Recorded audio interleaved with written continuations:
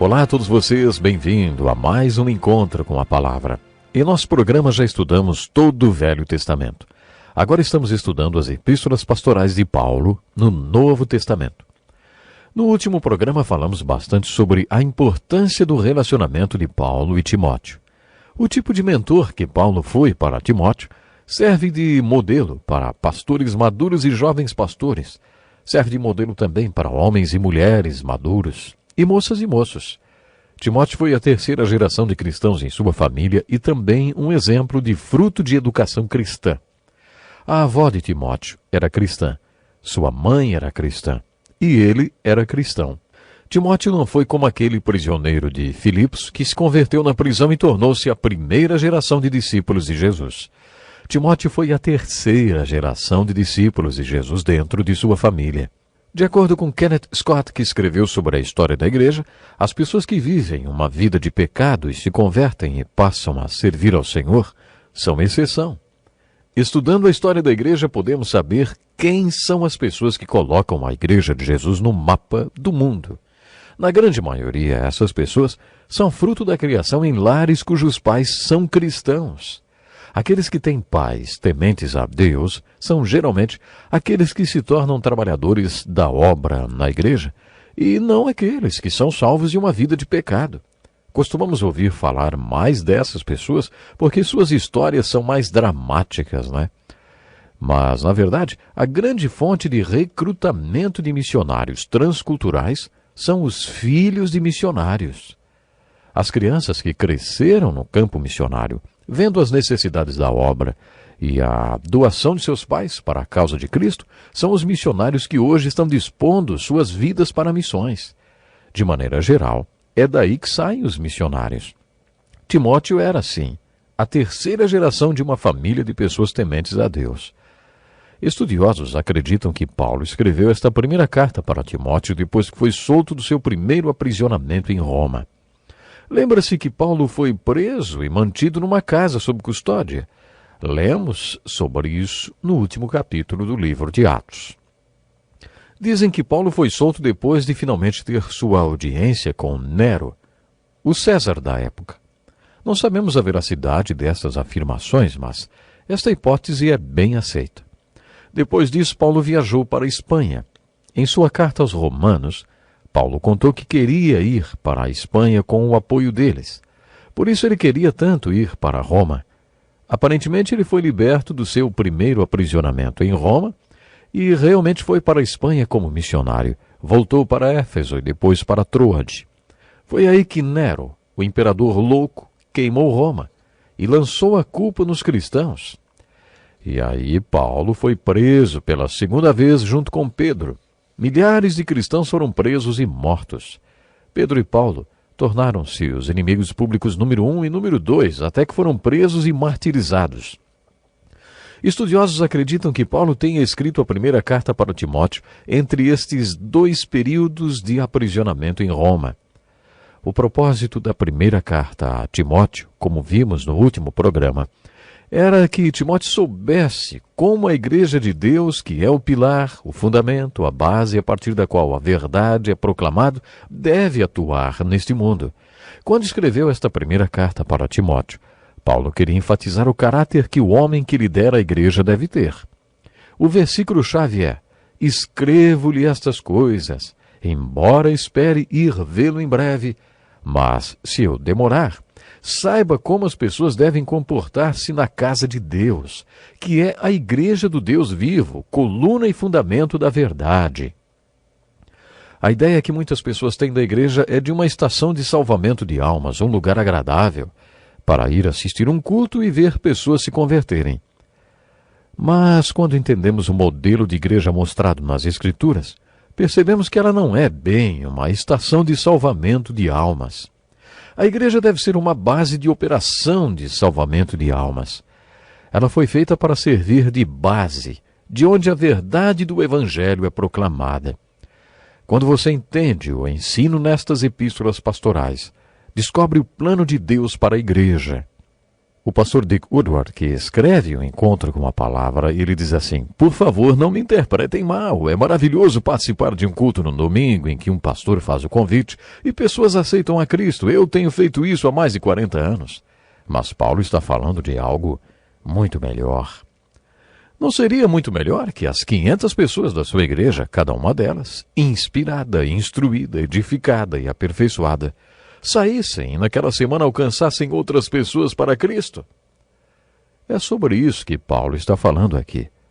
Esta é a igreja que ele está descrevendo. A igreja foi feita para ser a base e o pilar de onde a verdade é proclamada. Paulo contou aos efésios que estavam na igreja que Timóteo pastoreava que os santos que lá se reuniam deveriam ser aperfeiçoados para a obra do ministério. Nas cartas para esses pastores, Paulo apresenta modelos que coincidem com as instruções que deu para a igreja em Éfeso. Nessas cartas, a verdade que Paulo enfatiza é: se a igreja vai ser o pilar e a base de onde a verdade é proclamada, ela deve definir padrões para seus membros e para sua liderança. Quando uma igreja está sendo plantada num contexto transcultural, principalmente num lugar hostil, como era a ilha de Creta, que nunca tinha visto uma igreja antes, percebemos a importância da igreja estar de acordo com o modelo de Deus. Para que a igreja esteja de acordo com o modelo de Deus, ela precisa ser uma assembleia de pessoas convertidas, nascidas de novo, um povo espiritual. A igreja também precisa ser feita de pessoas que vivam de acordo com o que pregam e que produzam fruto do Espírito, mostrando ao mundo o que significa seguir a Jesus Cristo, porque, afinal, as atitudes falam mais do que as palavras. Isso é essencial para a liderança da igreja. Os modelos de liderança da igreja devem ser explícitos. E o propósito da primeira carta de Paulo a Timóteo é mostrar esses modelos. Junto com estes modelos também descobrimos outras verdades. Por exemplo, no capítulo 1, dos versículos 12 a 16, encontramos um testemunho de Paulo. Ele diz assim: dou graças a Cristo Jesus, nosso Senhor, que me deu forças e me considerou fiel, designando-me para o ministério, a mim que anteriormente fui blasfemo, perseguidor e insolente, mas alcancei misericórdia, porque o fiz por ignorância e na minha incredulidade. Contudo, a graça de nosso Senhor transbordou sobre mim, com a fé e o amor que estão em Cristo Jesus. Esta afirmação é fiel e digna de toda aceitação. Cristo Jesus veio ao mundo para salvar os pecadores, dos quais eu sou o pior. Mas por isso mesmo alcancei misericórdia, para que em mim, o pior dos pecadores, Cristo Jesus demonstrasse toda a grandeza de sua paciência, usando-me como um exemplo para aqueles que nele haveriam de crer, para a vida eterna.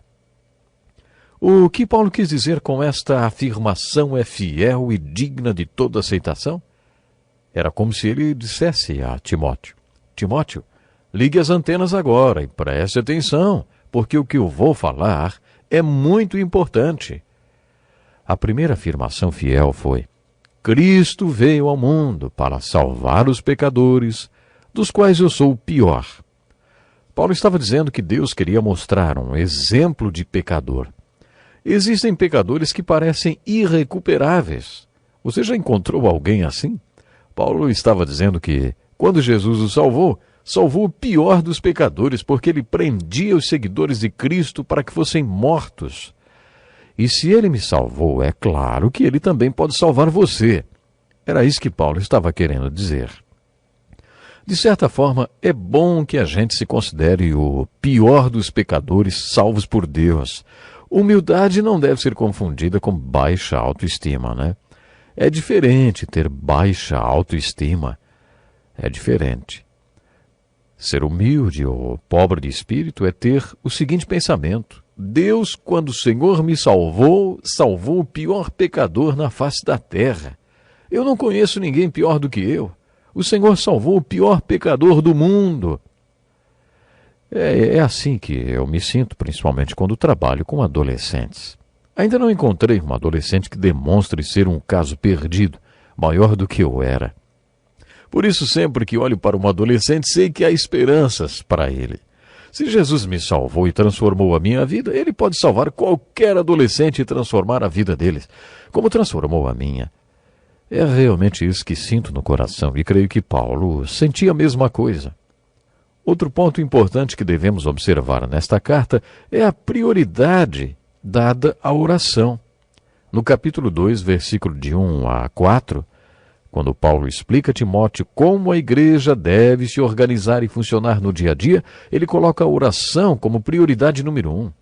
Antes de tudo, ele diz, recomendo que se façam súplicas e orações, intercessões e ações de graça por todos os homens, pelos reis e por todos os que exercem autoridade, para que tenhamos uma vida tranquila e pacífica com toda piedade e dignidade. Isso é bom e agradável perante Deus, nosso Salvador, que deseja que todos os homens sejam salvos e cheguem ao conhecimento da verdade. Quando a Bíblia diz, antes de tudo, ou buscai primeiro o reino de Deus, está definindo prioridades. Todos nós temos nossas prioridades, não? No programa da nossa igreja, nós temos prioridades. Qual deveria ser a prioridade número 1 no programa da igreja, de acordo com a instrução de Paulo? A instrução que ele dá ao jovem Timóteo, hein? Ele diz, antes de tudo, recomendo que se façam súplicas, orações e intercessões, e ações de graça por todos os homens. Paulo também diz por que a oração vem em primeiro lugar. Deus deseja que todos os homens sejam salvos e cheguem ao conhecimento da verdade. Como pastor, posso dizer que o programa mais difícil que existe para reunir pessoas é a reunião de oração. É muito mais fácil reunir pessoas para uma reunião de oração se antes fizermos um estudo bíblico, uma atividade com as crianças, o ensaio do coral, ou qualquer outra coisa. Mas fazer só uma reunião de oração, sem nenhuma outra atividade envolvida, sem nenhum jantarzinho depois, é capaz de ninguém aparecer, né? As pessoas não querem ir para a igreja só para orar. Jesus disse, vocês não puderam vigiar comigo nem por 1 hora. É difícil reunir as pessoas só para orar. Mas Paulo escreveu a Timóteo, antes de tudo, Timóteo, ore. É assim que a igreja deve funcionar. E a oração deve ter um objetivo específico. Você pode até chamá-la de oração evangelística.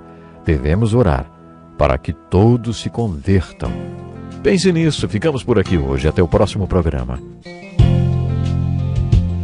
Este é um estudo escrito pelo Dr. Dick Woodward, na voz do pastor Edson Bruno.